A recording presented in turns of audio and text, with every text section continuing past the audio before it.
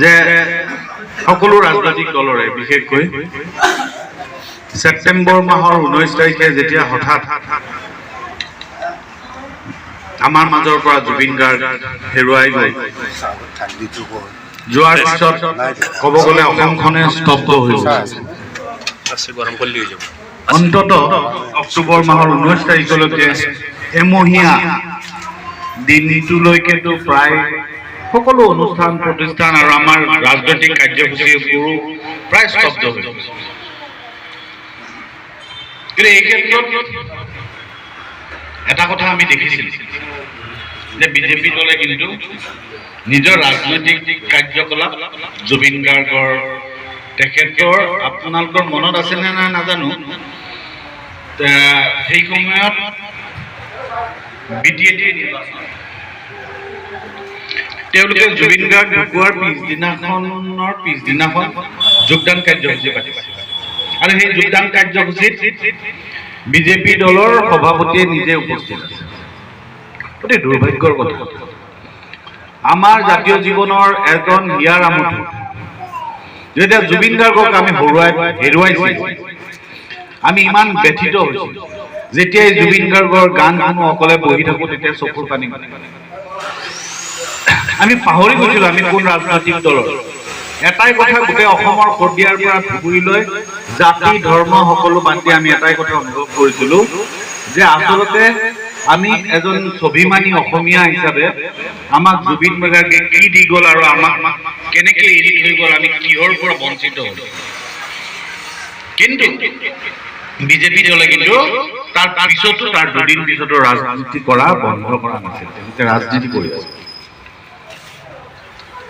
আমি আমাৰ দলৰ সভাপতি অখিল গগৈ ডাঙৰীয়াই জুবিন গাৰ্গ ডাঙৰীয়াৰ যিটো জুবিন গাৰ্গদেৱৰ যিটো ন্যায় প্ৰক্ৰিয়া, যিটো চাৰ্জশ্বিট, এই গোটেই চাৰ্জশ্বিটটোক লৈ তেওঁ কেইবাটাও ব্যৱসায়িক লেনদেন আছে। আপোনালোকে দেখিছে যে হিমন্ত বিশ্ব শৰ্মাৰ জীয়ৰীয়ে নে কোনে তেওঁৰ ঘৰৰ ভিতৰৰ বেডৰুমৰ ভিতৰত শান্তনু মহন্তৰ লগত মোবাইলেৰে জীয়েক পত্নী আৰু মুখ্যমন্ত্ৰীয়ে চেলফি উঠিছে, একেলগে ভাত খাই আছে। ছিংগাপুৰত গল্ডেন থ্ৰেড বুলি মুখ্যমন্ত্ৰীৰ পত্নীৰ এটা কোম্পানীৰ ফেশ্বন শ্ব' আছে, অনুষ্ঠান আছে।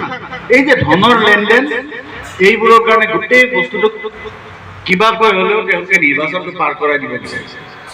CBI অসমৰ পুলিচটো নিজে মুখ্যমন্ত্ৰী গৃহমন্ত্ৰী, তো অসমৰ পুলিচ তেওঁৰ অধীনত। অসমৰ পুলিচে কি এনকুৱাৰী কৰিব? যদি মুখ্যমন্ত্ৰীৰ পত্নীৰ লগত কিবা লেনদেন আছে এইবিলাকটো গুচাই দিব। সেইকাৰণে আমাৰ দলৰ সভাপতি অখিল গগৈ ডাঙৰীয়াই CBI এনকুৱাৰী লাগে। তেতিয়া শান্তনু মহন্তই কি কৈছিল জানে? তাৰ দুদিন পিছত এখন এপ্লিকেশ্যন দিছে, তাত কি লিখছে জানে? মই ইয়াতে অসম পুলিচৰ লগত সুৰক্ষিত নহয়, মোক CBI এনকুৱাৰী পঠাব, CBI এনকুৱাৰী দিব লাগে। কিয়? মুখ্যমন্ত্ৰীয়ে শান্তনু মহন্তক কৈছে যে তোমাক গুৱাহাটী জেলত নহয়, মই বাক্সাৰকে নতুনকৈ এটা জেল বনাইছো। গুৱাহাটী জেলত থাকিলে ইমান কৈ দি আছে, মানে ৰাতিপুৱা বাথৰুমত যাবৰ কাৰণেও 50 নম্বৰত লাইন পাতিব লাগে। সেইকাৰণে বাক্সাৰ জেলটো ইমিগ্ৰেশ্যন নকৰোঁতে তাতে ৰাখি দিছে। আৰু এই যে কৈছে যে এই সা সুবিধা জেলত ৰাখি যে সা সুবিধা দিব, তুমি CBI এনকুৱাৰী নিজে বিচৰা, তেতিয়া আমি ক'ব পাৰিম। মুখ্যমন্ত্ৰীয়ে কৈছে টিভিত, আমি ক'ব পাৰিম যে আছামীয়ে নিজে CBI এনকুৱাৰী বিচাৰিছে, তাৰমানে CBI এনকুৱাৰী হ'লে তেওঁ ওলাই যাব। সেইকাৰণে তেওঁ অসম পুলিচৰ অধীনতে এনকুৱাৰী কৰিব লাগিব, তদন্ত কৰিব। এই গোটেই যিটো ষড়যন্ত্ৰ চলিছে, এই ষড়যন্ত্ৰটোৰ জৰিয়তে কিবাকৈ নিৰ্বাচনটো পাৰ কৰাই দিব। এটা কথা মনত ৰাখিব, আগন্তুক বিধানসভা হিমন্ত বিশ্ব শৰ্মাই যোনে ধৰ্মৰ নামত ৰাজনীতি কৰে, তেওঁলোকৰ এজেণ্টবোৰে কৰে। আজিলৈকে তেওঁলোকে এটা কথা বুজি নাপালে যে অসমীয়া মুছলমান বুলি কিয় কয়। অসমীয়া হ'ল এটা জাতি, অসমীয়া হ'ল এটা জাতি। সেই জাতিত অসমীয়া মুছলমানো থাকিব পাৰে, অসমীয়া হিন্দু থাকিব পাৰে, অসমীয়া খ্ৰীষ্টিয়ানো থাকিব পাৰে। আমাৰ ভাষা, আমাৰ আচাৰ, আমাৰ ব্যৱহাৰ, আমাৰ কাপোৰ আদি। বাইদেউ গলত গামোচাখন লৈ আছে, কাৰণ তেওঁ অসমীয়া মুছলমান। কথাটো হ'ল যে এই যে আমাৰ যিটো সংস্কৃতি, আমাৰ যি আচাৰ ব্যৱহাৰ, আমি পিঠা খোৱা, আমাৰ পিঠাগুৰি সান্দহগুৰি খোৱা, এই যিবোৰ আমাৰ সংস্কৃতি, আমাৰ যি যুগ যুগ ধৰি আমাৰ চলি আছে, তাৰ মাজত কিন্তু কিছুমান এই ধৰ্মৰ নামত ৰাজনীতি কৰা মানে এনেকুৱা কৈছে যে এইটো বিহুটো আমাৰ নহয়, বিহুটো হিন্দু, বিহুটো বাবা হিন্দুৰ নহয়, বিহুটো মুছলমানৰ নহয়। মই কিন্তু বহুত মুছলমান মানুহ এতিয়া গম পাইছো, মানে এনেকুৱা হৈছে যে মূৰত এনেকুৱা সোমাই দিছে, হিন্দু মানুহ পাইছো, মুছলমান মানুহ পাইছো, যে মূৰত এনেকে বিষ সোমাই দিছে যে এই আমাৰ বিজেপি আহি কেনে আমাক গোটেই একদম মানে মুছলমান বিলাকক মানে হেৰি কৰি দিছে, এতিয়া আমি মুছলমান গাছ চব একগোট হ'ব লাগে। কোনোবা মানুহে এজেণ্ডা যে বিজেপি আমাক এতিয়া শেষ কৰি দিব। আৰে তুমি একগোট 20% বা 25% মুছলমানে একগোট হয়, 75% হিন্দু আছে, তুমি একগোট হৈ কিডাল কৰিবা? তুমি এইটো কথা চিন্তা নকৰে যে আমি অসমীয়া একগোট হ'ব লাগে, হিন্দু হওক মুছলমান হওক। হিমন্ত বিশ্ব শৰ্মাই সেইকাৰণে ক'ব পাৰে যে হিমন্ত বিশ্ব শৰ্মাই বাৰে বাৰে কৈ আছে যে শংকৰ আজান ফকীৰ নহয়, শংকৰ মাধৱ। শংকৰ মাধৱটো হয়ে, শংকৰ মাধৱ আজান ফকীৰো থাকিলে। হিমন্ত বিশ্ব শৰ্মাই বিচাৰে স্পষ্টভাৱে কৈছে যে অকল শংকৰ মাধৱ, তাৰমানে মুছলমান নাই।